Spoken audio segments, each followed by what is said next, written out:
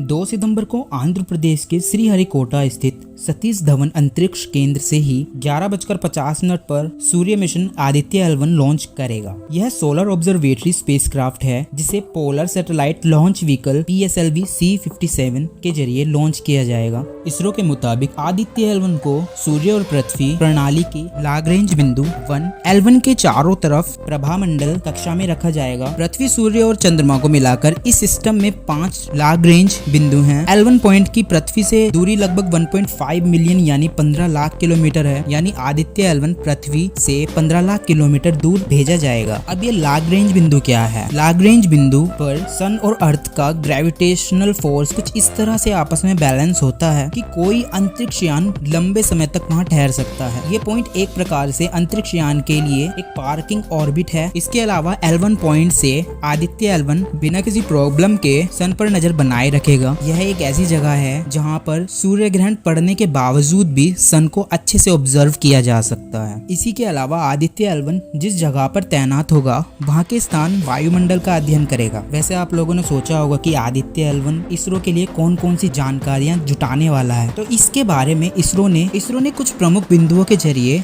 अपने इस मिशन के उद्देश्य के बारे में बताया है। पॉइंट नंबर 1, आदित्य L1 सन की ऊपरी वायुमंडलीय गतिशीलता का अध्ययन करेगा जिसमें क्रोमोस्फीयर और सन की सबसे बाहरी परत कोरोना शामिल है। सेकंड पॉइंट, यह क्रोमोस्फीयर और कोरोनल हीटिंग का अध्ययन करेगा। यह आंशिक रूप से आयोनाइज प्लाज्मा का भौतिकी अध्ययन करेगा और कोरोनल मास इंजेक्शन और फ्लेयर्स की शुरुआत का अध्ययन करेगा। पॉइंट नंबर 3, सूर्य से कण गतिशीलता के अध्ययन के लिए यह डाटा प्रदान करते हुए पार्टिकल्स और प्लाज्मा वातावरण का इनसूट अध्ययन करेगा। पॉइंट 4, यह सौर कोरोना का भौतिक और इसके हीटिंग मैकेनिज्म का अध्ययन करेगा। पॉइंट 5, यह कोरोनल और कोरोनल लूप प्लाज्मा डायग्नोसिस करेगा जैसे कि वेलोसिटी, डेंसिटी एंड टेम्परेचर का अध्ययन करेगा। पॉइंट 6, सूर्य के कोरोना से कोरोनल सामग्री निकलती है जिसमें प्लाज्मा और चुंबकीय क्षेत्र का निष्कासन शामिल है। इस घटना को कोरोना मास इंजेक्शन CME कहते हैं। आदित्य L1 CME के विकास, गतिशीलता और उत्पत्ति का अध्ययन करेगा। पॉइंट नंबर 7, यह कई परतों जैसे क्रोमोस्फीयर, बेस, विस्तारित कोरोना पर होने वाली प्रक्रियाओं के सीक्वेंस की पहचान करेगा जो कि सोलर विस्फोट की घटनाओं को जन्म देती हैं। पॉइंट 8, यह सौर कोरोना के चुंबकीय क्षेत्र टोपोलॉजी यानी कि एक अवस्था में बने रहना और चुंबकीय क्षेत्र माप का अध्ययन करेगा। पॉइंट नंबर 9, यह अंतरिक्ष मौसम के लिए चालकों जैसे कि सोलर विंड की उत्पत्ति,